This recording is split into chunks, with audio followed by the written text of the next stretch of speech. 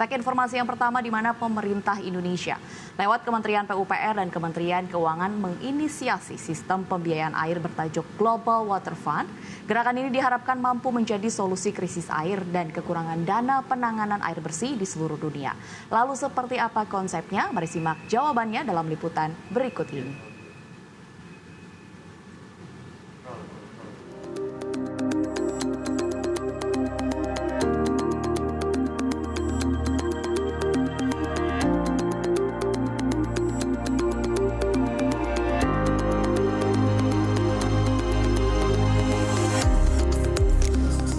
Pemirsa, dalam forum air terbesar di dunia World Water Forum ke-10, topik yang paling dibahas adalah terkait dengan penyediaan air bersih dan juga sanitasi. Dan kalau kita bicara soal dua hal tersebut, yang pastinya harus dibahas secara mendalam adalah yang pertama soal pembiayaan dan juga soal penyediaan infrastruktur untuk mendukung akses air.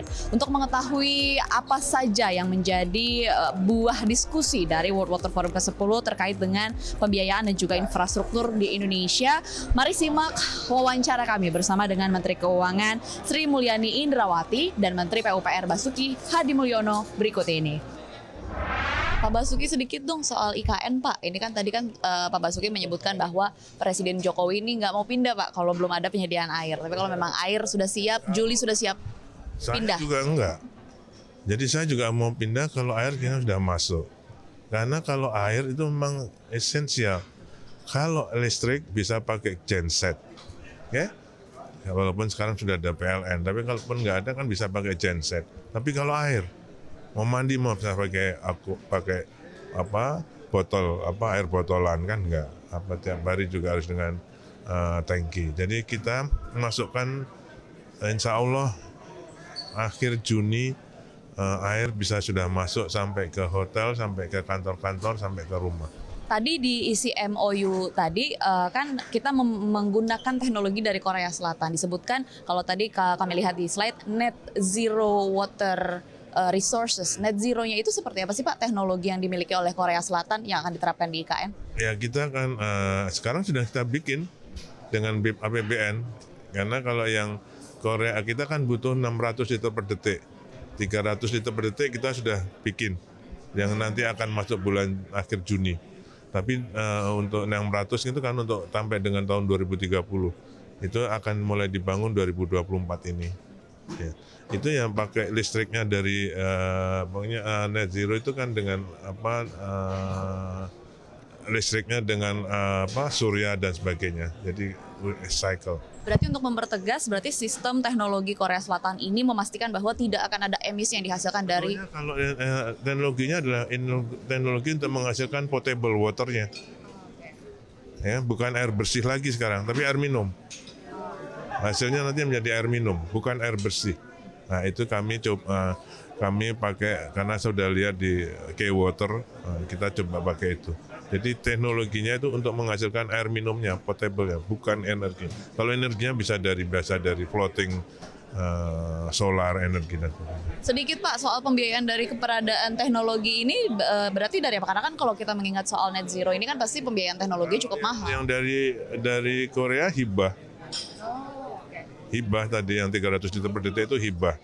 Oke, kalau yang APBN juga sudah kita bikin, tapi dengan supervisinya mereka untuk desainnya. Bos, aku pulang ya. Oh iya, Mbak. Atau nuhun, aku mau BPK exit. Bu Sri Mulyani, sedikit, Bu, dengan CNBC, Bu. Boleh, Bu? Iya. Udah lah, Bu, sedikit, Bu. Boleh, Bu. Berkaitan dengan Global Water Fund mungkin ya. Berarti memang Bu Sri Mulyani sendiri masih melihat bahwa Global Water Fund ini menjadi solusi untuk menekan kesenjangan antar negara terkait dengan penyediaan air. Ya, kita semuanya melihat bahwa kebutuhan untuk air bersih dan sanitasi itu membutuhkan investasi yang luar biasa besar. Dana yang berasal dari pemerintah saja tidak akan memadai. Jadi banyak ikhtiar dilakukan ya pada level local government, bahkan sampai desa, sampai ke nasional dan pada level dunia. Jadi yang disampaikan Pak Bas dengan seluruh tim PUPR menggunakan momentum World Water Forum yang ke-10 ini untuk mulai memikirkan adanya sebuah mekanisme pendanaan. Saya memahami bahwa kalau di dalam level global itu banyak lembaga internasional dalam hal ini entah itu World Bank, ADB, African Development Bank, AIIB, European Investment Bank dan other itu pasti memiliki portfolio yang berhubungan dengan water dan sanitation.